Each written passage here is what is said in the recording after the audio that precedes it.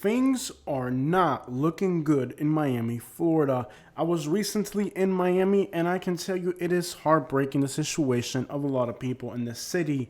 A city where people are spending more than half of their income on rent and housing means that a lot of people are left to do whatever they have to just to have something to eat. On the streets of Miami and all parts of the city, you'll find people selling flowers, vegetables clandestinely on the streets. Now, while this has always existed in Miami, it used to be in just a few areas like 103rd Avenue running across Hialeah. But it's become a normal sight all over Miami to see people selling vegetables and flowers throughout the entirety of Miami, even pushing far into the nicer suburbs. So what is really happening in Miami, Florida, where so many people are forced to live on absolute meager incomes and forced to do jobs that clearly don't pay enough to survive? You're seeing people collecting scrap metal, cardboard pallets, and selling vegetables on the road. Even a normal thing in Miami is staging car accidents like this one here on Hialeah. Clearly, there was no traffic on this holiday. It's questionable whether an accident will really happen on a day where there's almost nothing going on. People in Miami are still living a high standard of living, but that's the rich people who are able to afford it. The average person in Miami, like I said, is spending over half of their income in rent, forcing a lot of people, particularly those who are elderly, to live on the streets. You'll see toilet paper all over the place. Getting access to a public bathroom in the city of Miami is almost impossible. Homelessness has become so widespread that if you're not buying at the business, they won't let you use their restrooms, leading to the streets of Miami becoming literally an open bathroom. It's not uncommon to find people going to the bathroom on the streets, toilet paper everywhere, and even worse, you have to watch where you're stepping if you're walking on the streets of Miami. Now, Miami has come a long way from the city it was many years ago, but what has gotten worse is the percentage of people's incomes going to rent, and that is what's driving a lot of people in Miami into homelessness. The homeless camps in Miami, you see food and toilet paper. You don't see needles and pipes like you do in other parts of the country. The vast majority of the people who are homeless in Miami are not exactly homeless from the usual causes. It seems like the primary reason why people in Miami are ending up on the streets is because they're elderly and no longer able to work 2 or even 3 jobs to afford living in the city. As I explored Miami, I found that a lot of people would grab personal belongings like lamps and furniture, put it on a shopping cart, and then walk around neighborhoods selling their household furniture. Most likely, these are people who are literally selling the stuff inside their houses just to have something to eat on those particular days. Most people in Miami just look the other way, knowing that the vast majority of people engaged in these clandestine activities are nothing more than elderly people who are literally going to go hungry if they can't make a few dollars just to survive. I've interviewed hundreds of homeless people for my YouTube channel, but in Miami, I interviewed the oldest homeless person I've ever interviewed at 84 years old. And the homeless people in Miami and surrounding areas like Hialeah have become more and more common. And while the vast majority of people who are homeless in Miami are homeless simply because they're elderly and can't afford to work, you're also starting to see a lot of new arrivals ending up on the streets. Miami is one of the most competitive labor markets I have ever seen. I use the Uber app as a driver, and I tell you as a fact that Miami has to be by far the worst Uber market I have ever seen. There is just a oversaturation of drivers and not enough passengers. People in Miami really do have to do everything they can just to have basic needs. The cost of living unreachable with the incomes in this city. And it's clear that many of the people who are clandestinely selling vegetables and flowers on the street are people who are not legally in the United States. These are clearly new arrivals, making the situation for the elderly and those looking for employment that much more difficult. An oversaturation of new arrivals who are desperate and willing to do whatever it takes to get money in the city of Miami. And there's also pressure from other states. As the United States becomes more and more anti-Hispanic and racist, communities from Louisiana, Alabama, Mississippi, and other places in the South are fleeing those places and coming to Miami. For safety, the Hispanic community isn't able to find too many cities that are safe places for them to live. Police is targeting Hispanic communities in other places, as well as general hate for Hispanics. It's got a lot of Latino communities in fear. This has led to an increase of Latino communities, like the growing Honduran population, who are in other states, are now fleeing those states and coming to Miami, looking for a place safer to live. This has turned many of the historic African American parts of Miami, like Northwest Miami, into complete Hispanic neighborhoods. Usually, most people of Hispanic backgrounds would never move into that area because of how dangerous it was. But the cities that these people are coming from, like New Orleans, Memphis, are so dangerous that they would rather live in Northwest Miami, knowing its dangerous reputation. But even there, they feel safer than the cities they're coming from. When I asked people in Miami why they would live in just an expensive and difficult place, the answer was almost always the same. I don't want to live in Miami. I have to live here because it's too dangerous to be somewhere else. And while a lot of those people are undocumented, Miami isn't a haven for undocumented people. It's actually been a lot of U.S. citizens, that's right, people who are legally in the United States, many of them even born in the United States, who venture off to North Carolina and other parts of the country, and they find that the racism and hate is so bad in those places that they want to come back to Miami and live a difficult and expensive life, but at least they can feel comfortable being who they are and not having to worry about racial discrimination for being Hispanic. It's this pressure in the United States against Latino communities and the changing sentiment about migrants that is forcing a lot of people who don't want to live in Miami to have to live in Miami, not because they want to, but because they feel like they have to. You know, like, I stay here for they know how many other show you.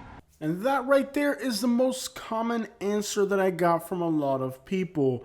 I am here because I don't have any other choice.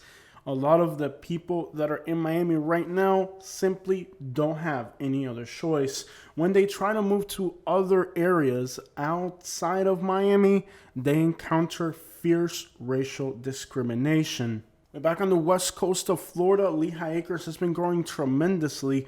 Most of the growth here is spawned by people leaving Miami. The Lee County Sheriff, who is now under investigation by the feds, at one point says, "I don't want to turn Lehigh Acres into Lee Hialeah," referring to Hialeah, Florida, right next to Miami, where the Cubans live. The statement by the Lee County Sheriff leaves it without any doubt that Cubans from Miami are unwanted in Lee County, Florida. Despite that, Cubans continue to leave Miami and move to Lehigh Acres, making new houses in places where there is no paved roads, no internet access, no city sewage. These new houses are on septic tanks, and of course, no city water. These houses are all on wells. In other words, there is literally no infrastructure in the other parts of Florida where Cubans are being forced to move to escape the unbearable cost of living in Miami. These are dead-end places. How bad is the situation in Lehigh Acres, Florida? The average commute time in Lehigh Acres, Florida is now higher than people in New York City. To the point where you're starting to see people even put in new mobile homes in some parts of South Florida, like Lehigh Acres. It used to be a thing in the past. It kind of went away. Most people opted for new home construction. But now the crunch has got so difficult that many people are starting to build tiny homes and new mobile homes as an alternative so they can have an affordable place to live in South Florida. Basically, the crunch in Miami has got so bad that it's pushed a lot of people from urban Miami into rural parts like Lehigh Acres and adjacent counties. The economical situation in South Florida has really gotten bad. It seems like the only thing that has improved is somewhat safety. South Florida continues to be safer in many categories than the rest of the country. Many people leaving Miami are also finding that they're quickly disenchanted with the places they're moving to, noting higher addiction and higher crime rates. Miami is predominantly the safest city in the United States. Only a few other cities are safer.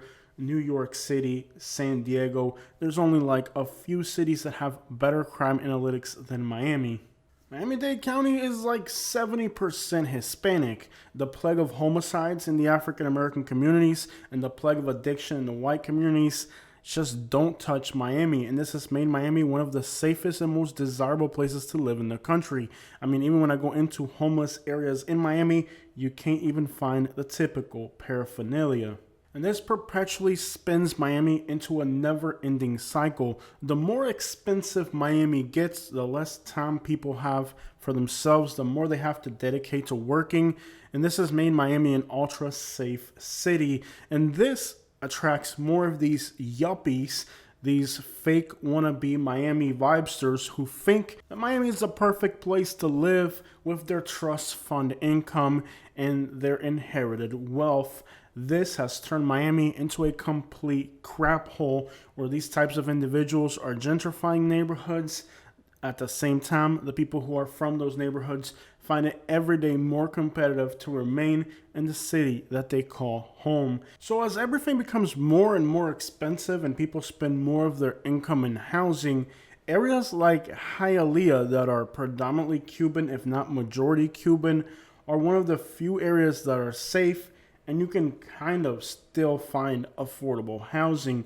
The issue with Hialeah is that the people that are moving to Miami won't move to Hialeah. Hialeah is 98% Spanish speakers, and here, if you don't speak Spanish, you're not going to get very far. A lot of people in Hialeah are also reluctant to accommodate somebody who doesn't speak Spanish. If you don't speak Spanish here, that's your own problem.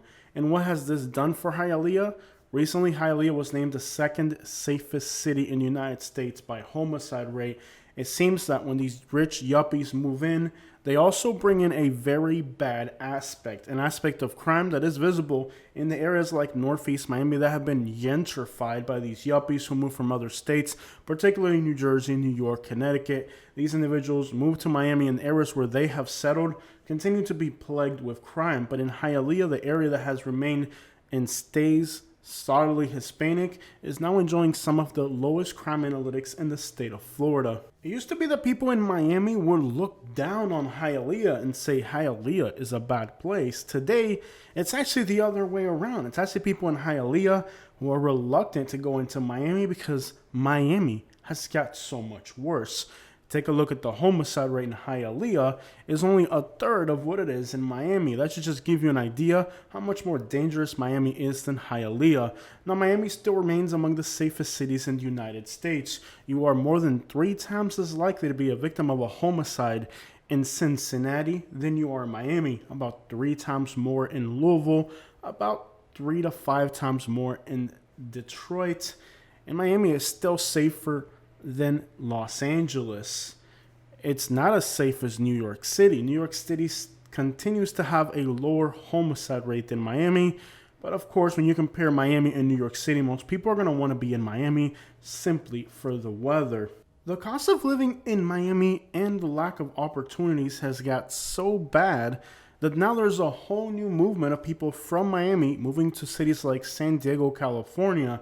Now, San Diego used to have a significantly higher cost of living than Miami, but Miami and most of South Florida has got so expensive that a lot of people from South Florida are now moving to California, and they're finding that even with the higher taxes there, there's still more money left because the state offers better benefits and has much better job opportunities than South Florida. Yes, Miami and South Florida has got so expensive that now, instead of people from California moving to Florida, it's people from Florida moving to California to get away from the madness that has become the southern region of the state.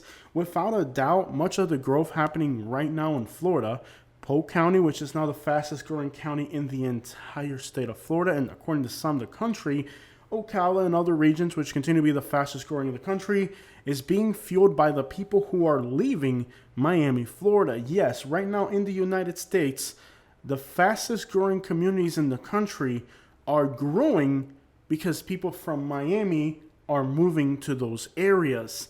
Now, a lot of these counties like Polk County and Marion County, where Ocala sits, are trying to play it off as their counties are growing because they're doing so well. But they're actually growing because people from Miami are moving there, not because they want to move to these communities, because they have to. Who in Miami in their right mind would think that Ocala or Lakeland are better options? Laugh out loud. Again, they're not moving to Lakeland, Lehigh, and Ocala because they want to. They're moving to these places because they have to. Unfortunately, the plague of yuppies that ruined Miami are also now following these people to the same communities we mentioned and moving there for the same reason. See, what happens when the influx of Latinos moves in is that you start to see real estate prices go up, you start to see new businesses go in, you start to see analytics and crime decrease, and that makes these areas appear like they're improving, which in turn brings the same yuppies to destroy those same communities. We could call that the Miami effect, which is bleached into areas like Cape Coral. Cape Coral has practically become Lehigh Acres. The analytics of Cape Coral are now mirroring Hialeah. You're starting to see pretty much Cape Coral become the new Hialeah. With lots of new home construction, a lot of new businesses, and then it attracts the same type of people that ruined Miami. It's a perpetual Miami effect that the people who flee Miami end up getting followed by the same crowd of people who destroyed the original Miami to begin with. But it's questionable now, with how bad economically things have got in Miami, that people will continue to move here to think that there's a Miami vibe that they want to be part of. It seems that now these stupid yuppies are finding out what I've been telling them forever, that they're not going to find the same jobs in Miami that they had in New York, New Jersey, Connecticut, Massachusetts, and California. And a lot of them are starting to leave because they can't afford to live here. Do they like it here? Yes, but they can't find the same jobs and opportunities that they had where they came from, so they're going back. These individuals continue to visit Florida throughout the year. Are they going to live here? Absolutely not. But this tourism still continues to drive up the price of a lot of the services in the state of Florida. And it continues to be an aspect of real estate appreciation in the state, where as long as people are coming here regardless, it affects real estate prices. But a lot of people are finding, both Floridians and people who move to Florida, that living here can be quite inconvenient. But for those individuals who don't speak English and really are deprived in other places, they feel like, at least in Miami, they can feel comfortable. And it doesn't matter how hard it gets to live in Miami or how difficult their economical situation is, they continue to live here. For some people in the Miami metropolitan area, they're spending as much as 64% of their income just in housing. That is an unhealthy level, but it's a level of poverty that has continued to plague Miami for a very long time. Really, when you look at the city of Miami based on tourism and services, there really isn't a legitimate backbone to the economy here of industry. At this point, the bad neighborhoods in Miami are actually looking a lot cleaner and safer than some of, if not the majority of cities in the United States that are being run down with addiction and, of course, violence. As long as this continues to happen, the industriousness of the Latino community, which has made Miami a great place, is also what's leading to its demise. The safety of living among people who do nothing but work and provide for their families is what a lot of people want for their families. And they're not finding it in the states that they live in that are being plagued with addiction. But unfortunately, when these people move to Miami, they bring their problems with them. And it's undeniable that the areas where these individuals have moved to are not doing as well as the areas like Hialeah, where these individuals haven't had a door open to move to and ruin yet. Those who are young and somewhat affluent and are able to move to Miami because they want to, are able to live in Miami a life better than most people that live here could ever reach to accomplish. But it's important to distinguish the difference between the people that want to live in Miami versus those that have to. And for those that have to, things in Miami honestly couldn't get any worse. They're facing the highest levels of the income percentages going to rent that has ever existed in the United States. Miami is the most difficult place to live for the average person. A place where incomes are not enough, renting is unbelievably expensive. Many years ago, I ran into a piece of analytical information, and I always wondered why it was like this. That piece of information was that Hispanics in the United States are less mobile, less likely to move than any other demographic. And I always wondered why Latinos wouldn't just get up and move to a place that's better. Move to a city where you can make more money. Move to a city where you can pay less taxes. Move to a city where you can pay less rent and have a better standard of living. Of course, I did the experiment myself. I moved to a place that was more affordable, had better incomes, and analytically looked like an easier place to live. And what I found was, despite the fact that I'm a US citizen, despite the fact that my house was paid off, despite the fact that I had a license and no criminal record, despite the fact I was a US citizen, I was being treated as a criminal, as an invader in their country, like if it wasn't my own country as well, since I'm a US citizen. And this is what a lot of the people in Miami know.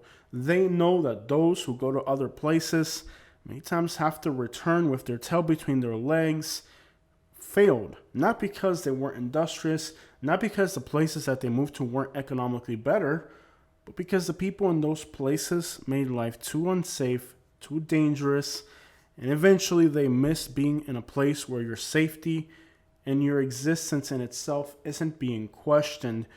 You may think that the people in Miami are awfully rude or disrespectful. If you're out in traffic, people are honking the horn and screaming at each other. But when you move to other parts of the country where people at face value have kindness and what they call Southern hospitality, you'll find that that's all a facade. It's all a fake appearance.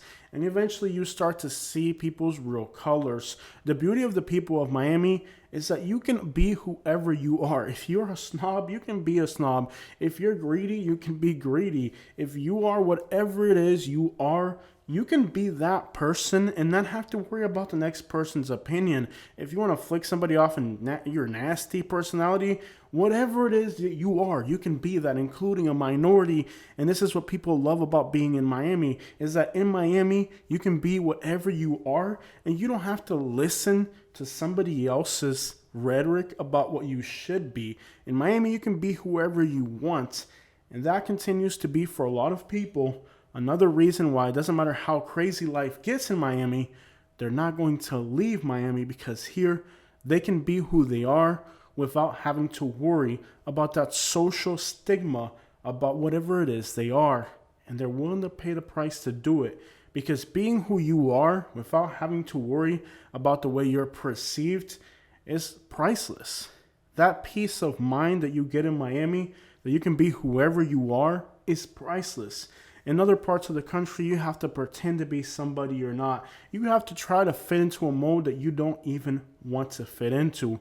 And many of the people who leave Miami and say they would never return to Miami are those individuals who simply are okay with the notion of disowning who they really are and trying to pretend to be somebody they're not. And that's a price that a lot of people in Miami simply aren't willing to pay. The price of giving up who you are to pretend to be somebody you're not is a lot more expensive than the price of living in Miami, where you can be who you are and not have to worry about how it's perceived.